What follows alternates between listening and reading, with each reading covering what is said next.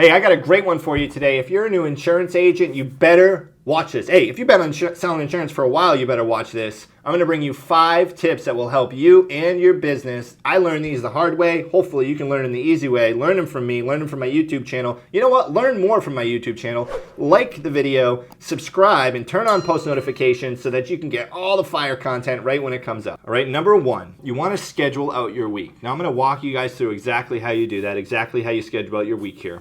All right, what I always do is I take 2 hours on a Saturday or a Sunday. I call it my 2-hour power. And I take 2 hours, I write down my goals that I'm looking to accomplish in the next 13 weeks, okay, the next 3 months. I do have longer term goals. I have like huge goals I want to accomplish in the next 5 years, 10 years, 20 years.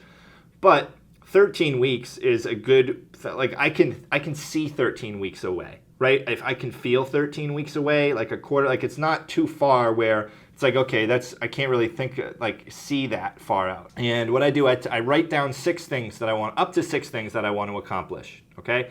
I write down my goals. What am I looking to accomplish in my personal life, in my professional life, maybe personal development, maybe physical fitness, spiritual, whatever. I write down my goals. I get really focused on them. All right, I really visualize them. I think, what are they going to do for me? How's this going to help me? How is this going to get me on the path to what I want to accomplish down the road in terms of the larger goals? All right, and then I schedule out my week ahead. I actually schedule 2 weeks ahead. 2 weeks ahead. All right, that way, if you do 2 weeks every week, okay, when you get to the next week, if you schedule out 2 weeks and then you get 1 week in, and you're scheduling again, that next week's going to kind of already be planned for you. Now, this is huge. It's huge to have a mental map. That way you start the day, you start the week, and you kind of know like what's going to happen. Do I stick to my schedule exactly? No. A lot of times I don't stick to it exactly. Actually, I never do. All right, things come up that you can't anticipate. Emergencies can happen. There's fires that you got to have put out. But you want to have a roadmap and a plan of, hey, this is what I'm going to accomplish this week, and this is how I'm going to do it. You have to plan. If you fail to plan, you plan to fail, whatever that fable is, right? That little tale. So you want to schedule out your week to accomplish your goals. Now, the first thing when you go to do a schedule, because a lot of people that I work with as agents that I'm an upline to, they know that they should schedule out their week, but they're not really sure how to start to structure it. So that's why I start with the goals, because it's like, hey, this is what I want to accomplish in the next 13 weeks. What can I do this next week to make sure that I can touch on all those and attempt for them to become real? So the first thing I do when I schedule out my week ahead is I take a look at, hey, what appointments do I have next week? Where do I have to be somewhere for someone? The first thing I mark down is, where do I have to be for someone? Do I have any team meetings? Do I have Zoom calls? Do I have interviews? Do I have a doctor's appointment? Do I have something like some sort of appointment where I'm required to be there for someone? Those are the first things that I put on my calendar, because I'm going to structure everything else around that. The second thing that you want to put is your personal development time, family time, reading time, recreational time. So time for you to either enjoy your life, enjoy the ones you love, enjoy your life with the ones you love, and also personal development. So this is where I schedule in family time. This is where I schedule in recreational time on the weekends with my friends or myself, or I'm going to go do something. And then also here I schedule my personal development time. So I count the gym as personal development. I think it's physical personal development. So I have my gym in there. I have my reading time written down. I have my YouTube channel development written down. Okay, because I want to develop my YouTube channel. So I schedule that stuff in second, okay? Anything that I'm doing personal development, anything workout related, reading related, spending time with the people I love in my life, that goes in next, after the initial appointments, okay? Next is income time. Okay, the third thing that I schedule in is income time. So when I was an agent, what I would recommend doing as an agent is scheduling in, hey, when am I making my dials? When am I making my phone calls? If you work face-to-face, it's, hey, when are my appointments going to be set? Like, when is my appointment? What windows am I going to have open for appointments or for door knocking? In telesales, it's, hey, I'm going to dial from this time to this time, say noon or 9 to 12:30. I'm going to take lunch for a half hour. I actually haven't taken lunch in years. I eat at my desk while I'm working. So I'm going to take lunch, and then after that, I'm going to make more calls. Okay, so you want to set in your green times for your income-producing activity times. You want to schedule that in, okay? You want that to be like the biggest chunks on your calendar. All right, now what I'm going to do, I'm also going to have a walkthrough of this after this little talk I do right here, and I'll show you exactly what I mean by setting that up on a weekly basis, and I'll walk you through my schedule and kind of what that looks like, all right? Next, after your income time and you have that mapped out, what you want to do, you want to schedule in your organizational time.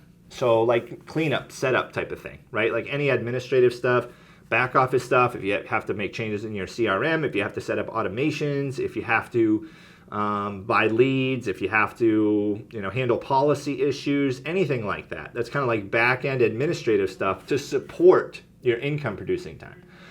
So the administrative time is, hey, what do I have to do to make sure that I'm maximizing my effectiveness in my income producing time?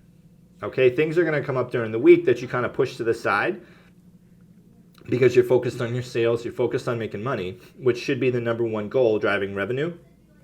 But there are going to be some things that you're going to have to do to make sure that you maximize that time and that you're making that time as effective as possible. So I call that administrative time. And then next, look, you'll see all the extra space that you have. All right, there's probably going to be a good amount of extra space on your calendar. And the cool thing with that, you can add extra things in that you want to do. I think you'll be surprised at how much you can get done in a short amount of time. And what you're going to want to do is you're going to want to set deadlines for this stuff as well. So if you're like, hey, I'm going to make calls from 9 to noon or 9 to 1, whatever it would be, then you want to set I want to try to make this many dials in that amount of time. And you want to try to shoot a little, set the target a little higher than maybe what you can do. Make it a challenge for yourself. Be like, I'm going to make this many calls in this much time, or I'm going to have this many presentations in this much time, okay? So scheduling out your week as a new insurance agent is so key because it's so easy to get distracted. Things come up, and when you run, I ran into this. When I started, I ran my own schedule. So there were, and just like you do. So there were a few things that came up for me. Number one, the people in my life thought that because I set my own schedule, that means I never worked. So they expected me to be available for them all the time. So I had to set up those boundaries in my personal life with my family and my friends. Be like, look, just because I have a flexible schedule and I set my own schedule and I work for myself doesn't mean that I don't have to work, right? The goal is to get to a point where I have enough money coming in where I don't really have to work. But I had to set those boundaries. And it was like when I was at home, it was like, hey, when this door is closed, I'm at work. You got to pretend that I'm 50 miles away in an office. Can't bring my cell phone in. You just got to set those boundaries with the people in your life, because if I know you want to take care of them, and we all want to take care of the people in our lives, but if you can't take care of yourself first, there's no way that you're going to be able to take care of those people. So set this schedule and share it with your family, share it with your loved ones, share it with your friends, share it with your wife or your husband or whoever you live with, your kids even.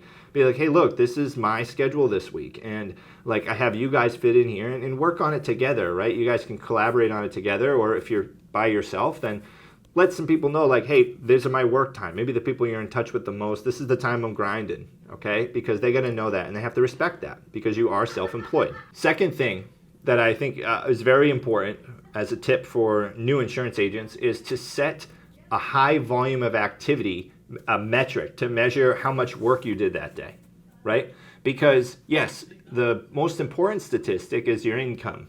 How much money am I making? How many sales am I making? How much AP do I have that week? But what's a subproduct of a sale?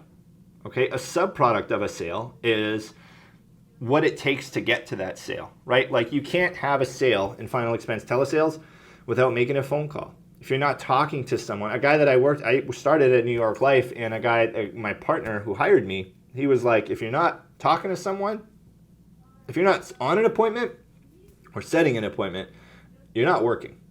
So I thought that was a cool thing to live by as an insurance agent. At first, I didn't really know what that meant. It took me a few years to kind of find my way in insurance. It's a hard industry, so hopefully I can help you guys find it a little easier. But you want to focus on those high volume activity metrics as an indication of whether you worked that day. So like I said, when you're setting your scheduling, you're going to set your income time. In final expense telesales, that's, hey, I have to be making phone calls right now, right? Or taking phone calls.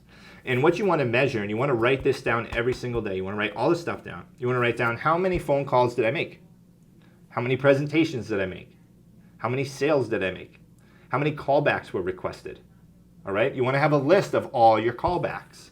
All right? There's a program called NTask. It's a really, really good program where you can set up a board that has has different columns, and then you can move your clients or these names through the different columns. So if you have a follow-up column, a pending sale column, whatever it may be, you can use this tool. There's a link in the description that you can use to get it. It's only $20 a month. You can have that as a way to organize your follow-ups. Also, you have a CRM that you can use. I love VanillaSoft. VanillaSoft's my favorite CRM out of all the ones I've used. I love that CRM. Check out in the description, there's also a link for VanillaSoft as well if you'd like to get signed up for VanillaSoft. It's my favorite CRM. It's highly customizable. And that will actually let you track how many presentations did you make? How many dials have you had? How many appointments did you set? So when you have a CRM that can track all that stuff, you want to invest in that because it saves you time. Okay, so either way, whether you do it on paper by hand, which we love to do, or you use the CRM to track it, it's totally up to you. But you want to shoot to have a certain activity that you hit every day. Okay, either activity or production. Like I had this many sales, or I had this many phone calls, or this much time on the phone today. Because those activity metrics are going to add up, right? It builds up a pipeline. It's like if you're sitting there cranking out calls all day and you get one sale, but you have like 20 callbacks that seem promising, at least a few of those are going to close. So those deals are going to be kind of backlogged pending down the road. So you want to set that high volume activity metric for yourself. Okay, record it all, graph it. I would graph it, I would record it in a spreadsheet. That way you can track week to week. And what you'll be able to do at that point is, say you have 180 calls a day, 150 calls a day, right? And then over in a month, and then you're going to say, hey, how much AP did I have this month and how much money did I make? And then you'll be able to figure out, well, for every phone call I made, how much money did that end up making me, right? Because you just take the amount of money you made that month, divide it by the amount of phone calls you made that month, and that'll tell you how much money you made for each phone call. And it usually averages out like that. And the goal is to increase that number month to month. How do you do that? By training, by being committed. Like I said, when you set your schedule, you want to set time in for training and personal development. That is huge, all right? So track your activity as a metric. It gives you a guidepost to follow, and it helps you when you're scheduling out your week and exactly like, hey, what can I do? What can I shoot for? All right? Our agents that work with us, we provide all their leads to them. They'll never run out of people to call, so it's a little bit different in tracking that. But you can buy aged leads at places. You can buy new leads. Either way, you want to track your metric. You want to track how much activity that you're putting in. It's huge. Okay, please, please, please do that. Third tip I'm going to give you that helped me a lot. Look, spending money, I was brought up, a penny saved is a penny earned, and you better save all your money and don't spend it and save it and save it. But look, that only ended up hurting me. And when I got into insurance, it hurt me for like a year before I started being like, dude, you know what? I need this stuff. I need to invest in my business. I need nice technology. I need nice equipment. I need the CRM. I need good leads. I need good people. I need a good mentor. I need a good training platform. I need good books. Like, I stopped looking at how much money it cost me, and I started looking at how much money can that make me. So it's a little bit different of a perspective there. When you switch to that, it goes from an investment entrepreneurial mindset from a scarcity broken mindset, right? Because we're brought up that way. Most of us are brought up that way. Save money, get the best deal all the time. Look, I'm an easy sell. I take a lot of risks, but it's kind of hurt me in some situations, but it's definitely put me ahead. So for every one time I got hurt by a risk, it helped me 2 or 3 more times. So a few things that you're going to want to invest in as a new insurance agent are these. Number one, you're going to want to get a good computer, okay? If you're in final expense telesales, you're going to want a fast computer. Like, it increases your productivity so much. And my computer that I had when I started was like slower than a snail. It was so slow. It was so bogged down. And I finally just got sick of it. Like, I was making sales, but I was like, dude, I spend so much time waiting for stuff to load. I spend so much time having to reboot my computer throughout the day. All this stuff just bogged down. I was like, man, you know what? It might cost me $700 on a credit card, $800 on a credit card to get a nice computer.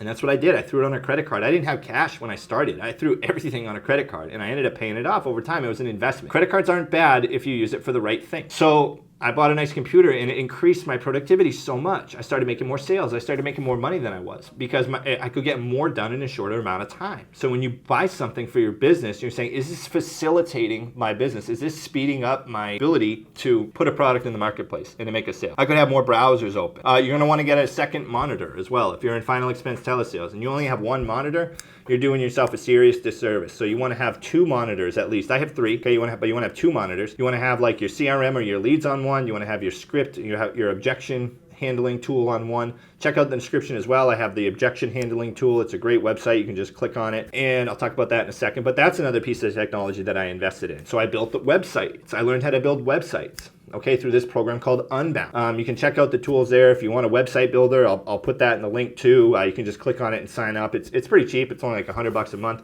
If you feel like you could use a website builder for something, a landing page builder. But I use that. I invested in that technology. That helped me close more sales, right? I invested in Cardone University, a sales training platform where I learned a ton of different rebuttals. I invested in Jordan Belfort's sales training platform where I learned a ton of different sales tactics and techniques. So what I did is I took all that stuff that I learned and I put it on that website so that I could just have a place to just access it right away. So I invested in the rebuttals, learning the rebuttals in a sales course. I invested in the website that I built. All this stuff cost me a good amount of money, but the amount of money that it made me was it wasn't a cost. It cost me more money to not do this stuff. Okay, so when you're a new insurance agent, you're gonna want to invest in your business. You're gonna want to get a good CRM to manage your clientele.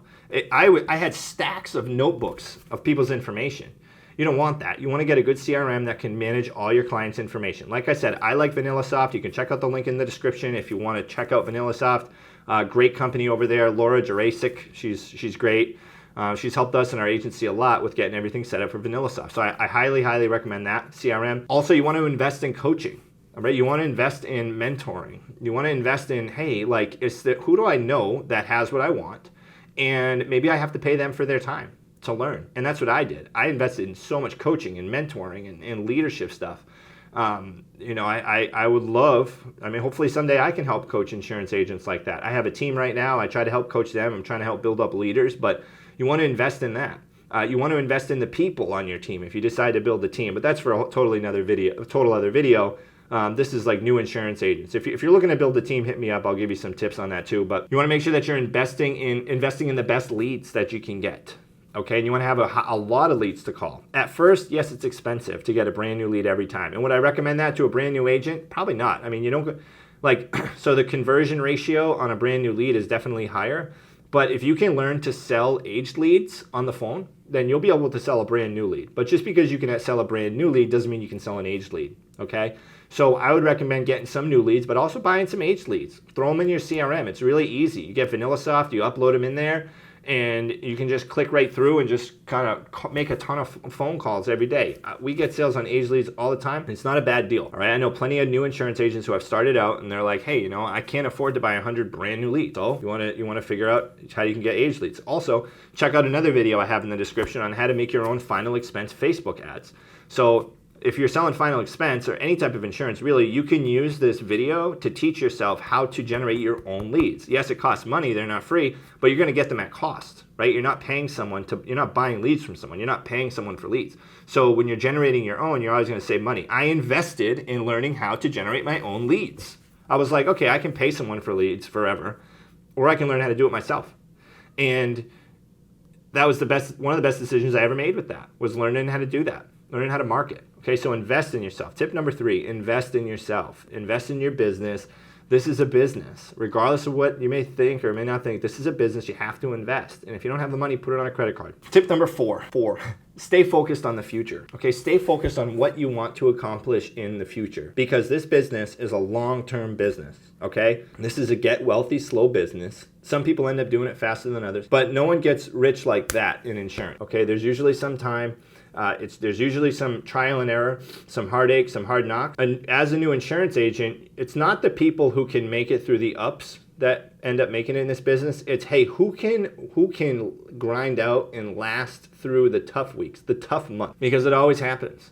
Every insurance agent, usually in the first year or two of the business, runs into some trouble, some heartache, and some hardship. Make sure that you're focused on what you're accomplishing in the future, okay?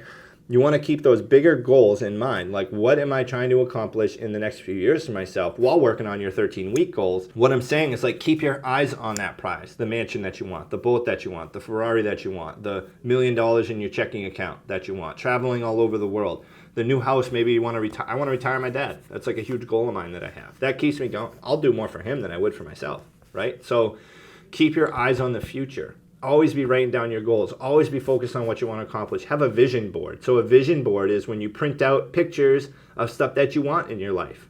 And that's the first instance of that becoming a reality for you. Okay, so we all got new insurance because we want to be entrepreneurs, we want to build a business, we want to be successful, we want to create financial independence for ourselves. But you want to figure out, what exactly does financial independence mean for me?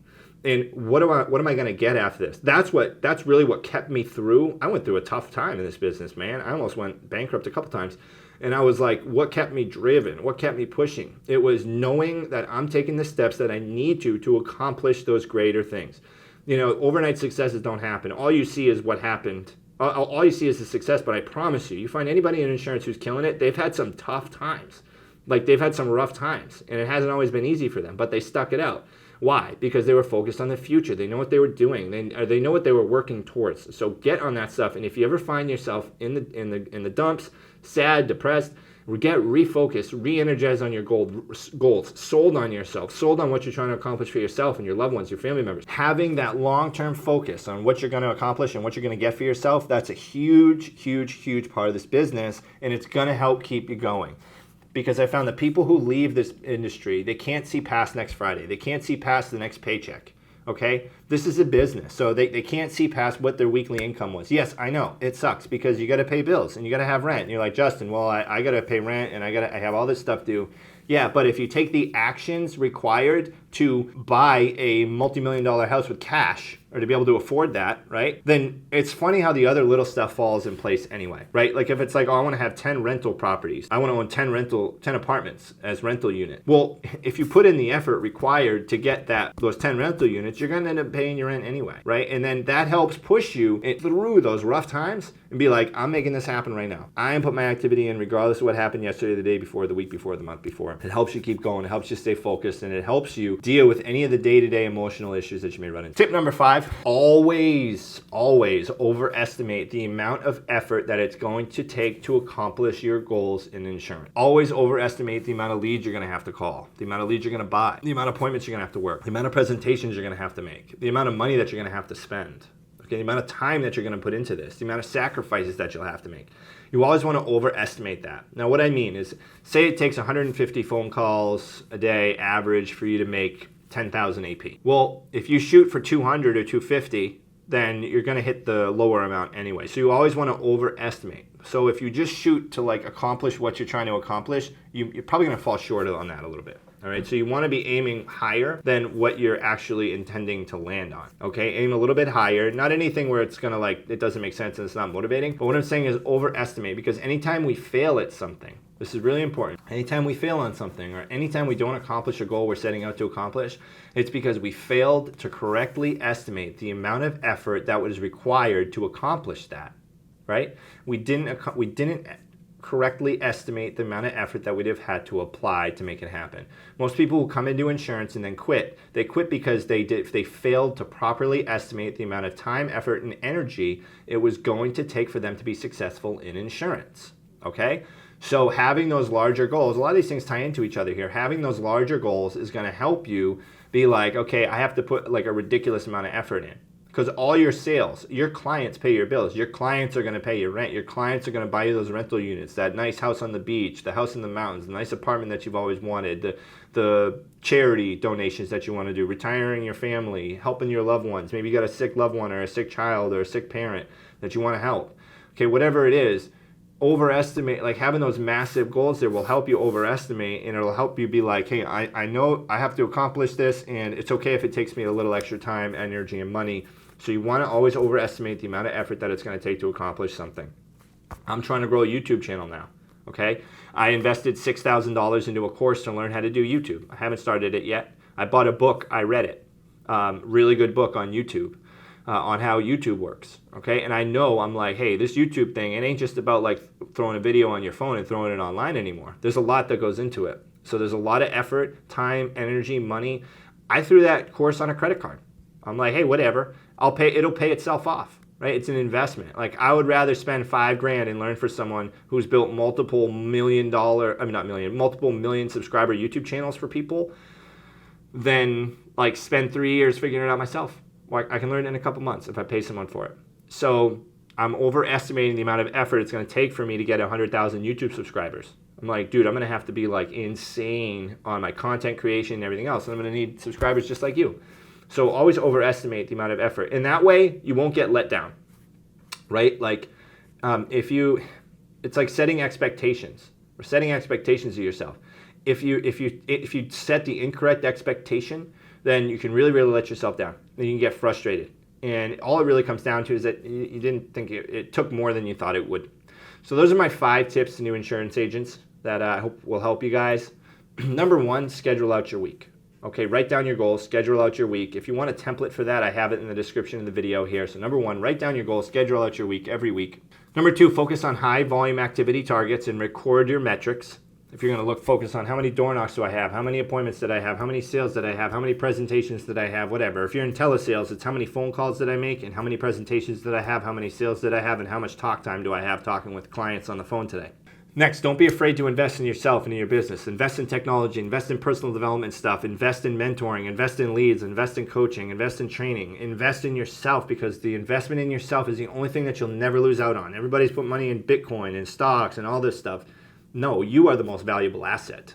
Nothing else is more valuable than you and your brain and yourself. Like, the world can crash and you still got you. You know what I'm saying? Like, every asset can deflate to nothing, but you're still going to bring value to the table. So why wouldn't you want something that's always going to beat inflation, which is you? You invest in yourself, you're always going to beat inflation.